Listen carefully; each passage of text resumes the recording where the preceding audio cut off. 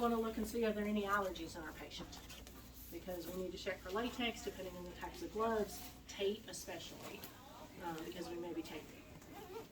So, done all that, I'm going to wash my hands, I'm going to gather up all my supplies, and I'm going to the patient's room. For this validation, just like this morning, you tell me, I would, you can just verbalize, I would verify my patient's identity. That's important, don't put an NGT on the wrong patient. I verify my patient's identity. I'm going to explain to the patient what I'm doing and why. I may ask him if he's ever had an NG tube before, because if he has, he kind of knows what's coming. That can be good or bad. If he hasn't, I need to do more explanation and more teaching and help him relax a little bit. Then I want to do an assessment.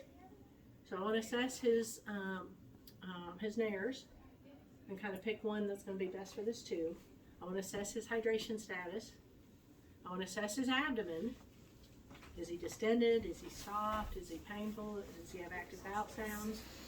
We over there. Oh. We said, ain't nobody. How did this group get so big? 16. 16 is what it should be. It just looks like one. Oh, I'm sorry. All right. So, assess that. Especially if I'm putting this in to get stuff out. I want to know what this abdomen looks like before, so that then I can reassess afterwards. So, do my assessment. Then, I'm going to go ahead and put on my gloves. This is also one of the validations you'll do this semester, that when you bring your stuff in to validate, I expect it to already be open. You only have one of these in your kit. That was one way for us to kind of cut the cost a little bit, because it does not have to be sterile. You can practice with it, and then you can bring it in for validation. Most everything else has to be closed, clean, sterile. But this is one where you're going to practice with the same thing that you're going to validate with. So, I'm going to put my gloves on. Ideally, I would like my patient sitting up. If he can do that. When I assessed him, I also assessed his level of consciousness and how cooperative he's going to be for me. So I'd like him sitting up, because I'd like to bring his head forward as I'm passing this tube. If I'm trying to open an airway, what position do I put his head in? Tip him back, right? Well, now I want the airway closed and the esophagus open, because I don't want to go in the airway. So I'm going to bring his head forward. Now, he may be unconscious, or he may be such that I can't change his position. I may not have that option. But if I can, I'd like him sitting up, and I'd like him to be able to move his head forward a little bit. Then I'm going to get my tube. Now, when I take the tube out of the package, the absolute very first thing I'm going to do is I'm going to close it. Somehow, some way. You may have a little connection like this that fits right in there. If you don't, this blue tube pinches together and it fits in there. Especially if I have a patient that's distended and I'm trying to empty his stomach, the minute this hits the stomach, guess what's shooting out this end? Which is right down here, pouring all over my scrubs.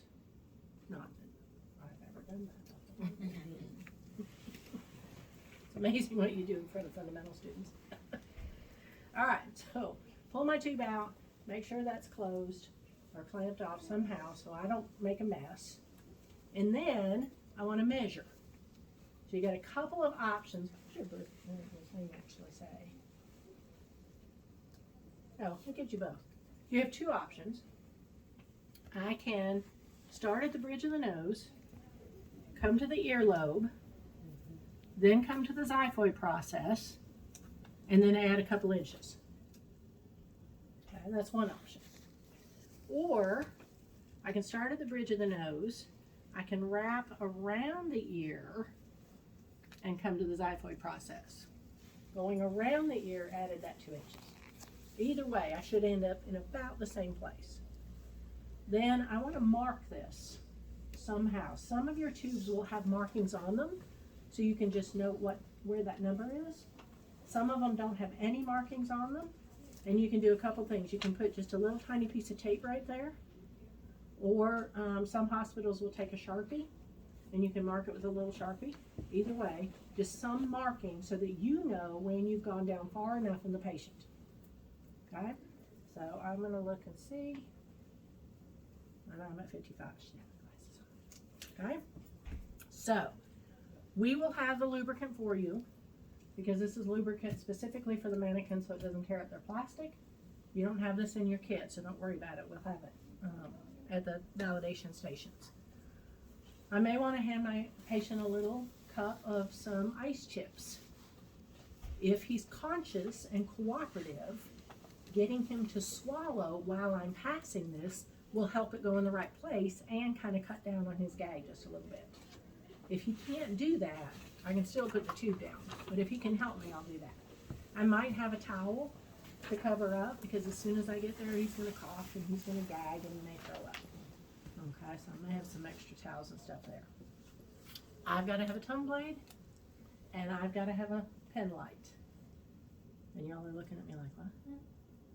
Trust me, you're going to love this. I hate NGs. I hate NGs with passion. Hate them. All right.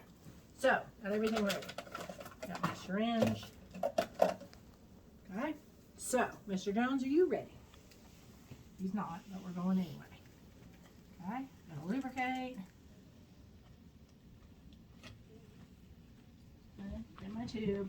Sit him upright, have him tip his head forward a little bit. I've selected an air. I'm going to start in. I'm going to go, go, go, go, go until I hit the back of the throat. When I hit the back of the throat, what's going to happen? He's going to cough, gag. He may throw up. I'm going to get my pen light. I'm going to do this quickly. I'm just explaining to you. I'm going to get my pen light. And I'm going to get my tongue blade. And I am going to look in the back of his throat. And he's not going to like that, but I'm going to do it anyway. And I'm going to make sure that I see that tube going down the back of the throat. There are beautiful pictures on the internet. Do a little search, you can find them, it pops right up. Where a nurse was inserting, got the gag, kept pushing, push, push, push, push, push, push, push, push, push. When they got the x-ray, no NGT. He had a defect in the back of his skull. As she pushed that NG tube, it coiled up around his brain. And they've got the x-ray on the internet. You can look for it. Nasty. That's why practice changed. Pen light, tongue blade, look in the back of the throat. Now he's gagging and coughing and spitting and he's miserable and that's the last place you want to be, but you got to. You got to make sure that tube is going down and that you actually see it passing down the throat. Okay? This is probably the part or the step that requires the most dexterity because you have to hold your tube. If you don't, he's going to cough it right out. But you got to hold your pen light and you got to hold your tongue blade. So practice with that. Find a method that works for you. Okay? Once I'm sure that's going down, if he's conscious and he can, I'm going to ask him to swallow. Dip your head forward, swallow, swallow, swallow, swallow, swallow. And I'm going to go until I get to my mark. If you are validating with one of these mannequins, you will never reach your mark. It's going to stop right there. There's no stomach for it to go to. That is fine, we know that. You're going to say, I would continue inserting until I got to where I'd marked the tube. And we're going to say, okay, that's where you are. Okay? Some of the full body mannequins, it will actually go all the way down, but these it won't. Okay? Once I reach the mark, dang, I did it again. I wanted to tear my tape ahead of time. I want a small piece of temporary tape, not in your eye, okay, just to hold it temporarily so that I can verify that it's in the right place.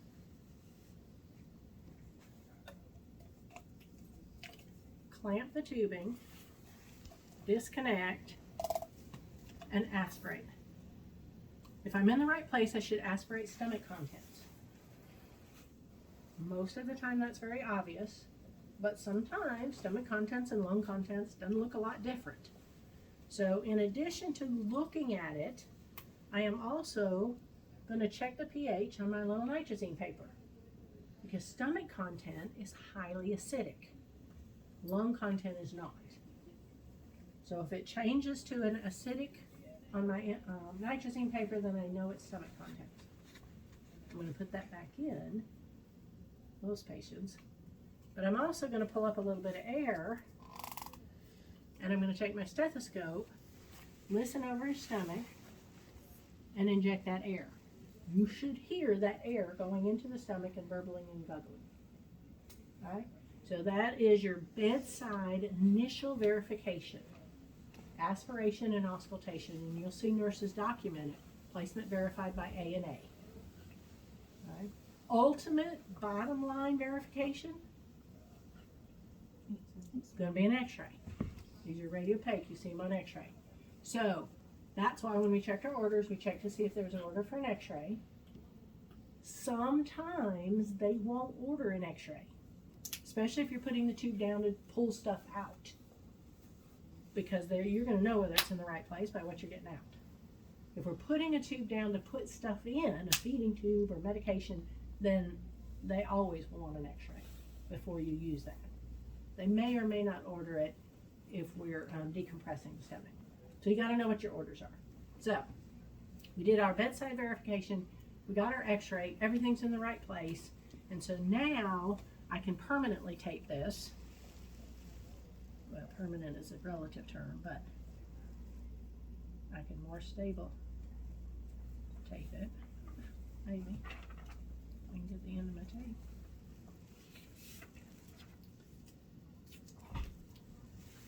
The easiest way to do this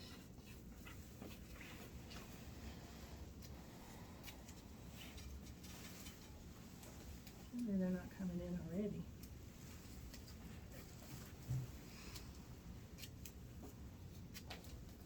Is to make yourself a little pair of trousers.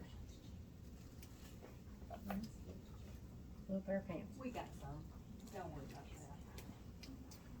I made that too long. Okay, so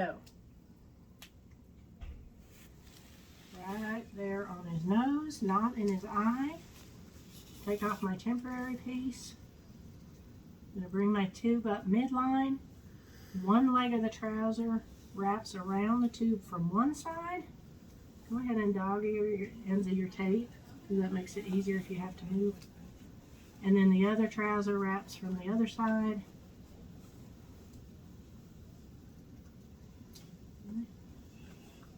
And I'm nice and secure.